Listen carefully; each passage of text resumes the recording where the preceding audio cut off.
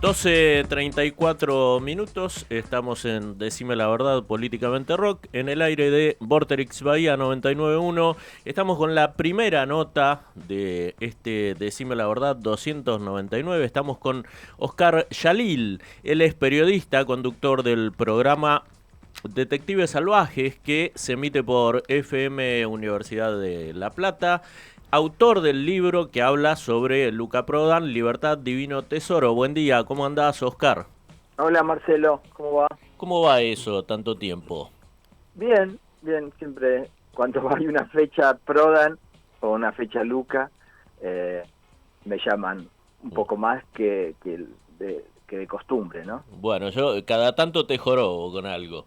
No, ¿Eh? no, no, siempre es un placer y además en radios que te dan tiempo para hablar, que no es la nota típica y eso súper agradecido. Y siempre dispuesto a hablar de Luca, pues ha sido una bendición en mi vida escribir ese libro y hasta ahora todo ha sido, no sé, lo que he recibido ha sido bueno, ¿no? De los que Ujú. lo leyeron, de los que a veces se meten en el tema y hasta de los propios participantes, qué sé yo.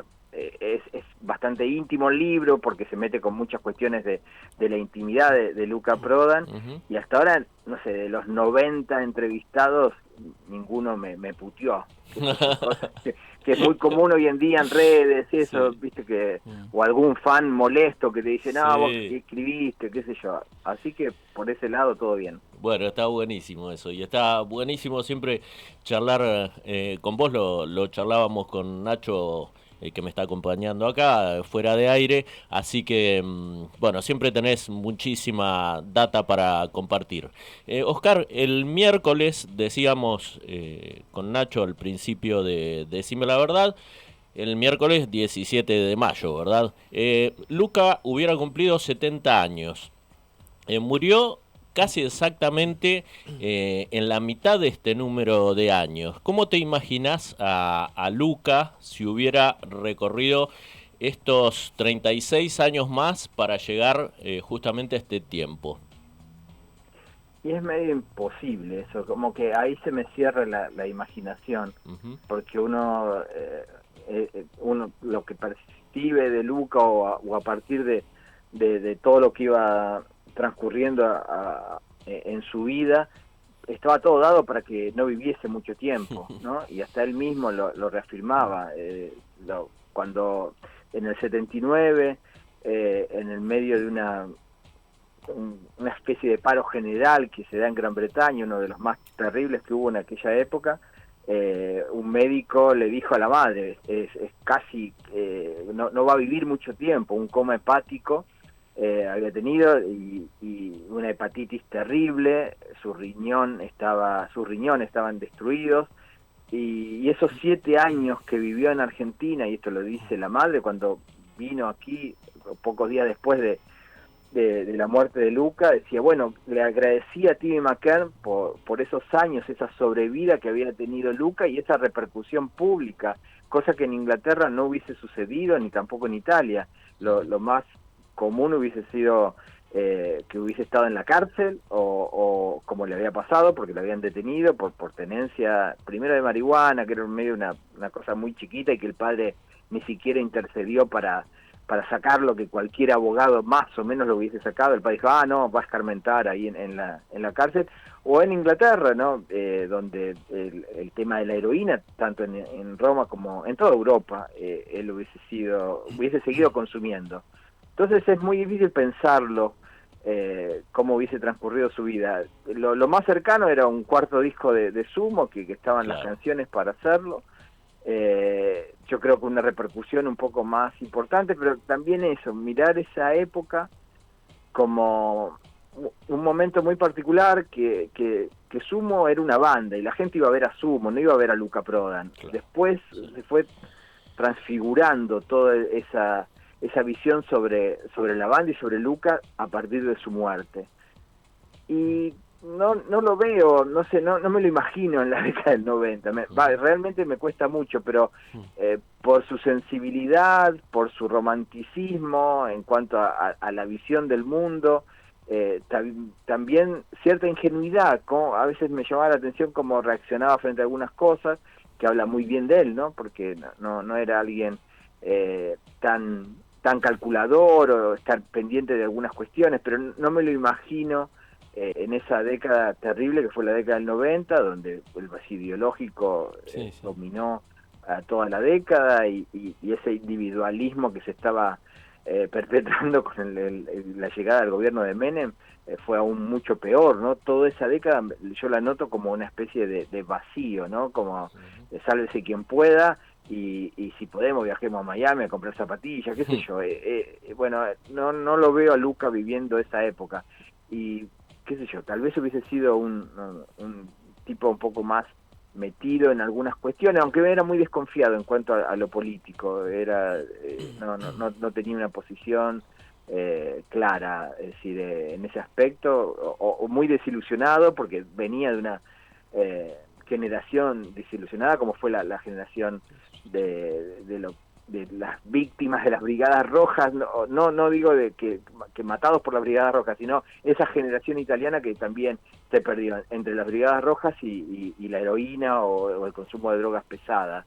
Es una generación, la de Luca justamente, que vivió de una manera muy desilusionante todo lo que se vivía en Italia, ¿no?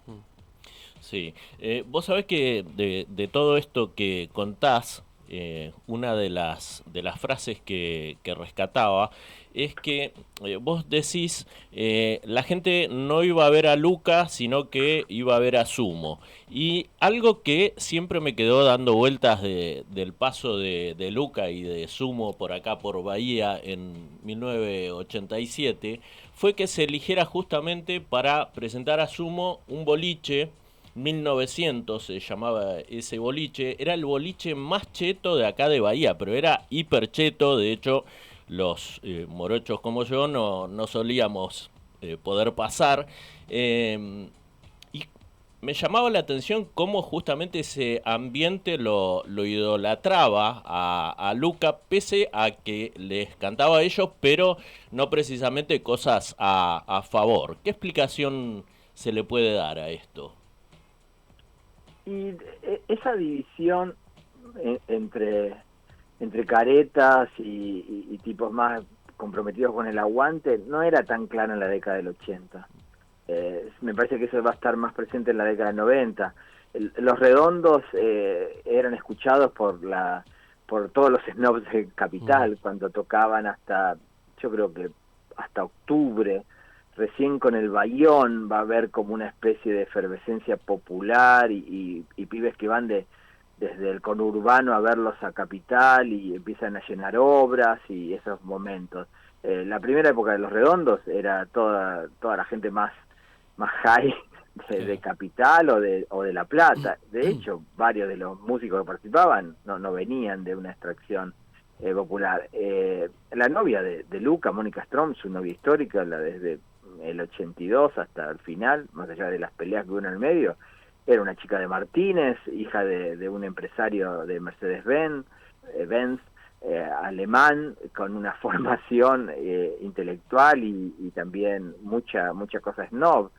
Y hasta ella misma en una entrevista hablaba, es decir, Luca era un snob, pero snob en ese sentido de, bueno, estar pendiente de algunas, no sé, cuestiones culturales como qué libro hay que leer, qué película hay que ver, que sale del común, qué sé yo, hollywoodense o de lo que tenían esa cosa que no me parece mal, pero en ese momento Sumo empieza a crecer y justamente podías ver en sus recitales, en los recitales más grandes, como en Obras Sanitarias, todo tipo de público. Y además era una de las pocas bandas que podía tocar en obras, en un boliche qué sé yo, no sé, de la zona oeste o de la zona sur. Me acuerdo en una discoteca de Quilmes muy famosa que tocaron y ese día fueron a Feliz Domingo, el sábado de la noche al domingo de la mañana, porque Feliz Domingo se filmaba a la mañana, y era muy común que todas las bandas tocaran en discotecas, que eso era algo que en la década del 70 no existió, pero no sé, en el año 80 yo vi a Serú Girán en Babieca, en Santa Teresita, que era una discoteca, así que no, y después la gente bailaba y capaz que no estaba tan enganchada con lo que hacía Serú Girán. Eso era algo común. No, me parece que no decía tanto de la banda o del público. Era un lugar más donde se podía tocar, y Sumo tenía esa cosa. A mí me quedó muy marcado algo que dice Diego Arnedo, que ellos tocaban en MAM, que es justamente la banda de los hermanos Moyo, y ensayaban todo el año para tocar 3 veces al año. Y con Luca tocaban todas 3-4 veces por fin de semana. Y a veces tocaba Diego y Luca solo, y no en el Einstein, en un pub de Castelar. A veces toda la banda completa. Tocaban en Peñas, qué sé yo, tocaban en Moreno, en lugares increíbles. No tenían problema Luca con que, a ver qué sonido me van a dar. Había que tocar, y decía, hay que tocar, es la única manera que nos conozcan. ¿Qué tal, Oscar? Nacho te saluda, ¿cómo estás? Hola. Es más, ahora se me viene a la cabeza un video que para mí era inédito, de ellos tocando muy a los inicios en un casamiento, pero recontra, remil paquete, y ellos tocando, se ve a Arnedo, a Luca, a todos, y están en el medio de un casamiento, pero muy, muy cheto. Yo te quería consultar por tu libro. ¿Cuánto tiempo te llevó a vos hacer la investigación que requiere un libro, digamos, semejante, ¿no? De semejante personaje? Y sobre todo me gustaría saber con qué datos vos te encontraste en medio de esa investigación que te hayan sorprendido, que te hayan tirado datos o te hayan dado una impresión que vos decías, che, mira, no tenía esta faceta de Luca, o algo que te haya hecho pensar un poco o cuestionar cierta imagen que vos te habías forjado de él. Podría decirte de una manera muy romántica, no, yo soy un fanático de Sumo, y propuse a Planeta la posibilidad de hacer un libro, y no fue así. Me gustaba Sumo, me gustaba mucho, yo tenía sus discos, los escuché en tiempo, lo vi en vivo, no podía creer las respuestas que tenía Luca en cada una de las entrevistas, siempre eran súper didácticas, divertidas. El rock argentino, hasta la llegada de Luca, y bueno, y Miguel Abuelo, y Pipo Chipolati, no había humor. Yo me crié con La Máquina de Hacer Pájaros, con Serú Girán y con todo eso, y bueno, todo era muy formal. Hace poco, mira, me llamó muchísimo la atención cuando asesinan a la abuela y a la tía de Fito Páez, y también a la señora que laburaba en la casa. Todas las crónicas de la Pelo y de diferentes, que eso lo investigué porque justamente estaba escribiendo una nota sobre Ciudad de Pobres Corazones, no hablaban de los asesinatos, como que eso formaba parte de la vida privada, y eso no existía, y ni siquiera lo ponían en las reseñas. Y Fito hablaba todo el tiempo de eso, ¿no? De la posición de la cana. Bueno, volviendo a esto, a mí me llega una propuesta de Mariano Valerio, que es el editor de Planeta, porque yo había conocido y había laburado en Rolling Stone para un número especial del 2002, cuando se cumplió una fecha importante de 15 años de la muerte de Luca. Y fue la primera vez que Rolling Stone sacó un número por fuera de la edición oficial. Era sin publicidad y con mucho material nuevo. Y ahí yo escribí varias notas. Y ahí lo conozco a Andrea Prodan. Y eso fue toda una iluminación, porque bueno, no se sabía, todo lo que se conocía de Luca es cuando él llega a la Argentina, en 1980.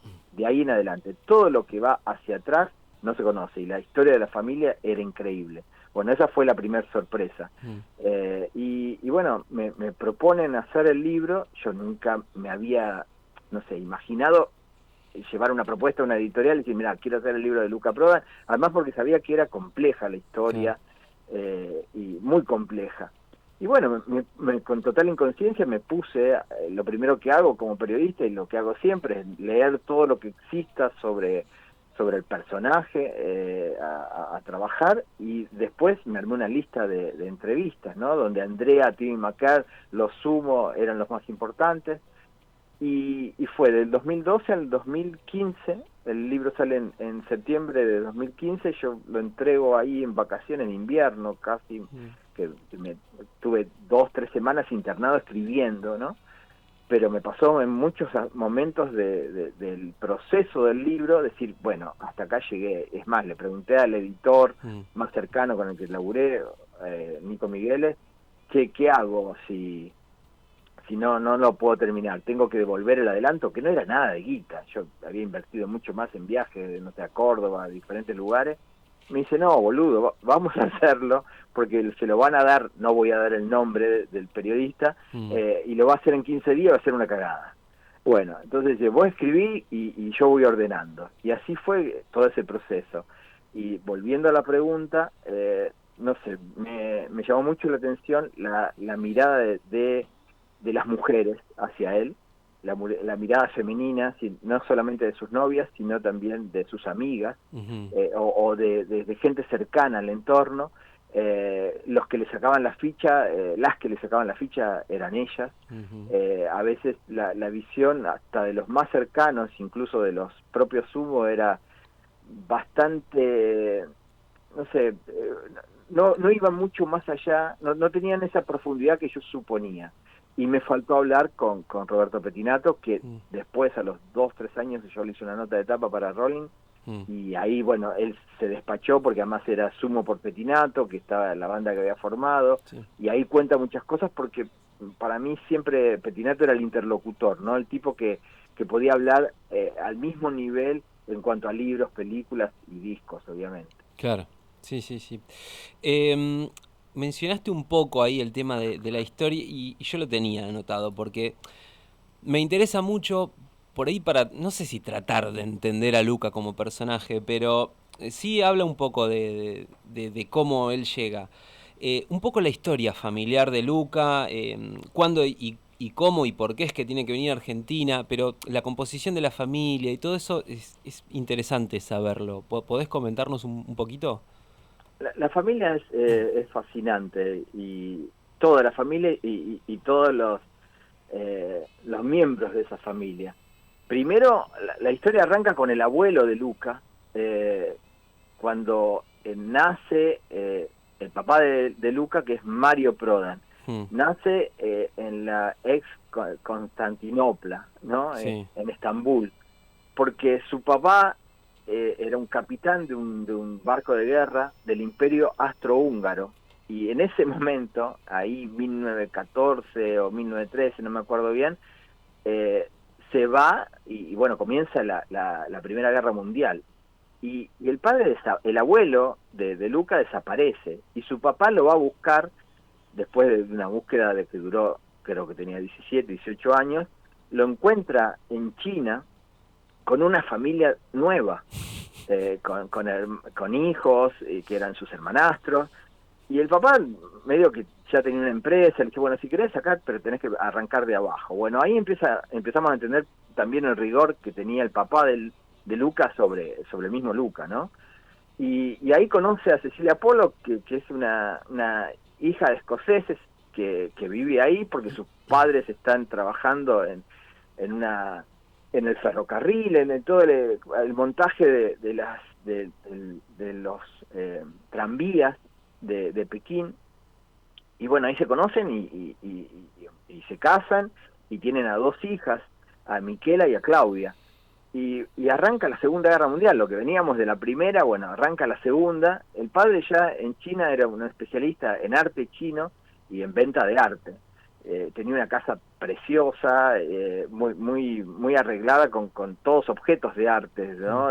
Y manejaba de una manera que era como una especie de tipo a consultar por muchos, ¿no? Que estaban interesados en el arte chino. Y empieza la Segunda Guerra Mundial y Japón toma parte de China, e invade parte de China, y la familia va a parar, como todos los europeos que vivían en Pekín, a un campo de concentración japonés, que esto se conoce, ¿no? Eran mucho peores que los campos de concentraciones alemanes, ¿no? Y ya esto es decir mucho, ¿no?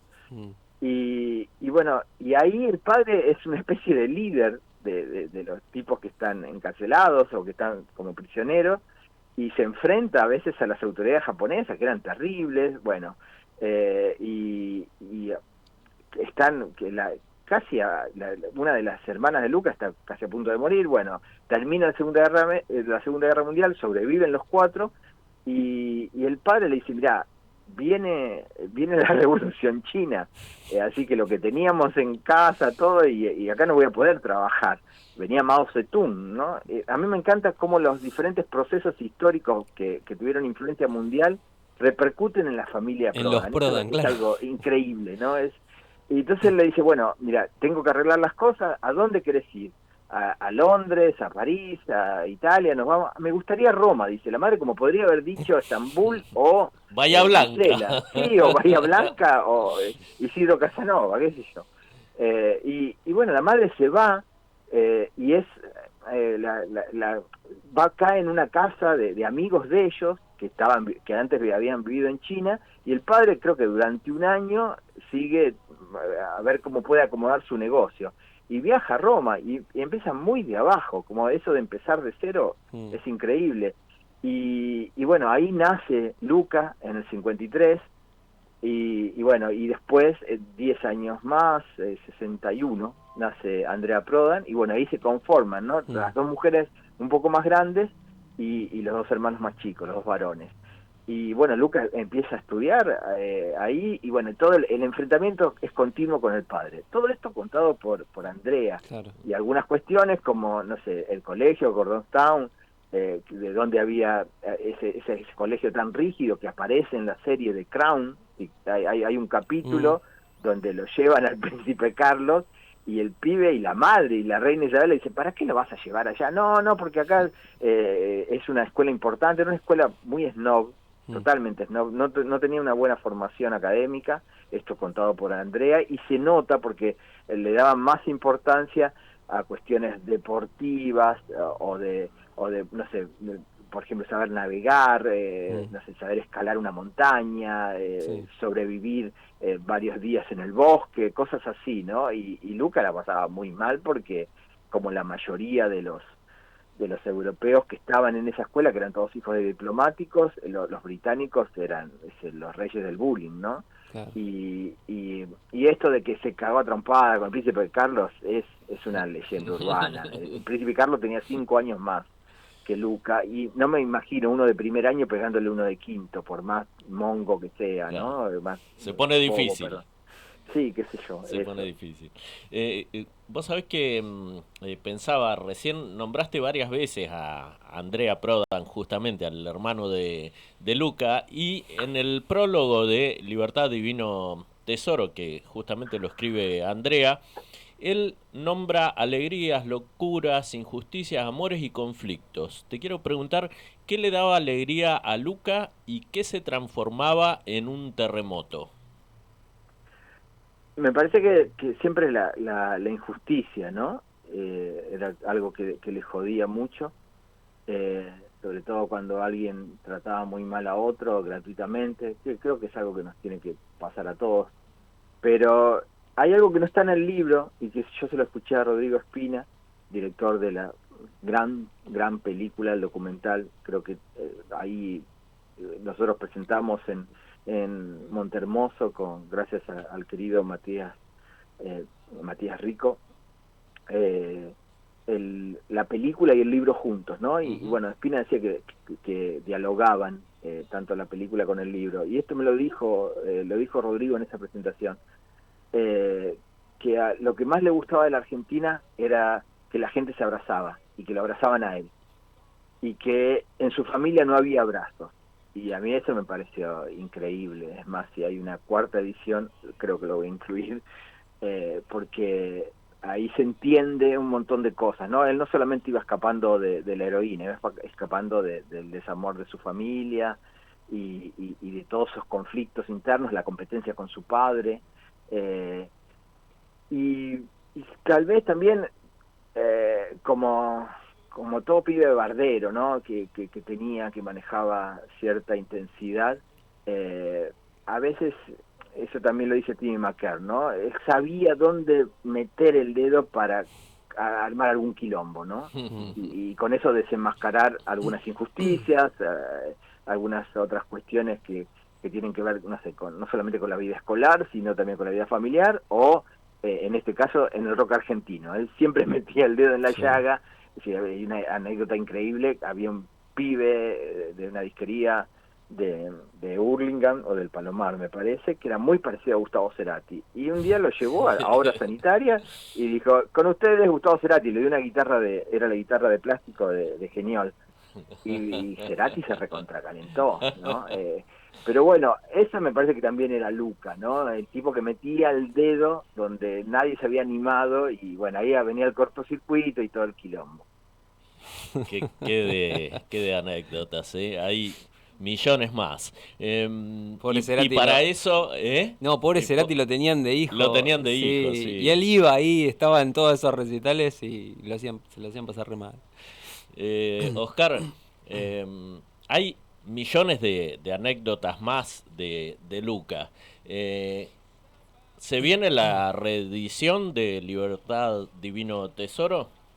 Estaba todo listo en enero, hablé con el editor, que ahora es el editor general de Planeta, un amigo, un tipo que bueno, gracias a él fue posible el libro, que es Mariano Valerio, fue mi editor en Inrecuptibles muchísimo tiempo, y ahora se frenó. Yo estaba trabajando en eso, y bueno, hasta no, Planeta es como un mundo, y hay 100.000 libros, y obviamente está más pendiente de otros libros, no de la cuarta edición del libro de Luca, que ha vendido muy bien para ser un libro de rock, que no vende tanto, se pasó el furor, eso fue hace unos 7, 8 años, unos 10 años había un furor por los libros de rock, uno se podrá dar cuenta de ese furor por la ubicación que estaban los libros en la librería, ¿no? Claro. Sí. Ahora uno ya los ve debajo, ¿no? Y ahora está No, el tema de la biopic. claro, entonces ya se reemplazó.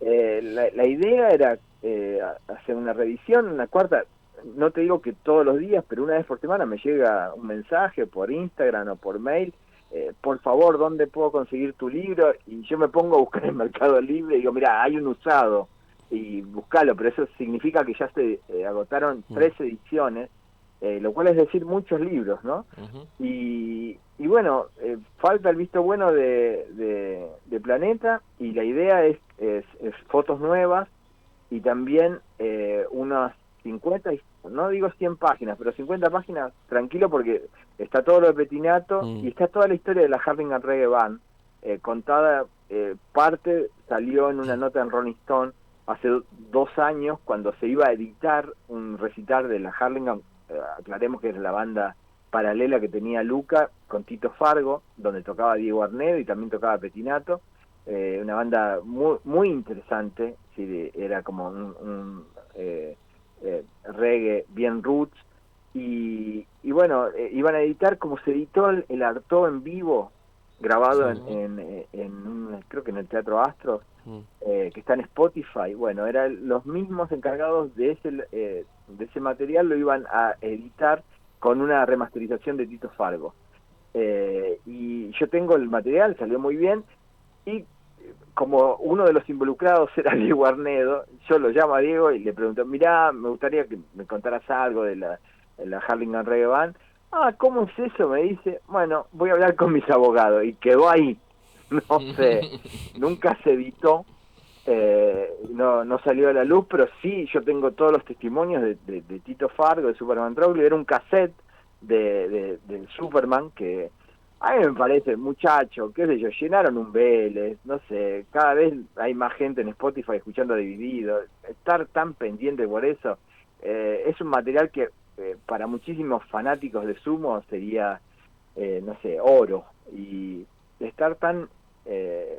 yo te cometí la cagada de llamarlo a él, pero bueno, ¿Qué ibas igual a saber, no? cuando se iba a editar, cuando se editaba, a los 2 días capaz que lo cortaban. Qué loco, Dijo, voy a hablar con mis abogados. qué loco. Así. Buah, Bueno. buah. Es como la de Sky el Indio, ¿viste? Claro. ¿Fue por lo de los videotapes eso?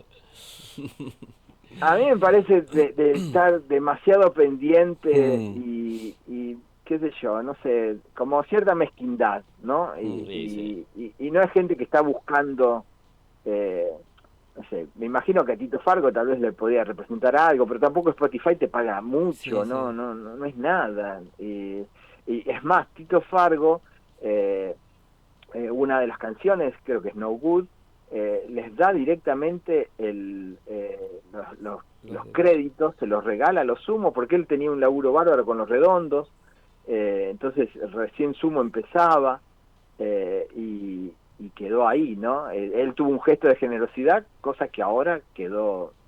No le volvió. No se la devolvieron.